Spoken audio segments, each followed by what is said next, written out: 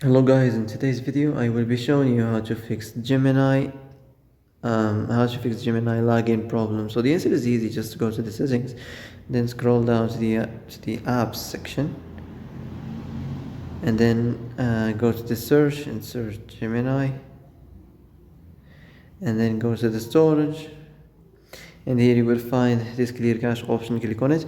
Now you can go check it if it works, and if it didn't, you can try to restart your phone or turn the Wi-Fi off and on, or the Bluetooth or the airplane mode.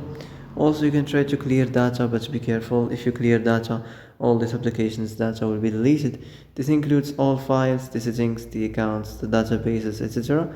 So be careful if you want to clear your data. And that's it for today's video. I hope this is the answer you've been looking for. If you like this video, don't forget to like and subscribe, and see you in the next video. Thanks for watching.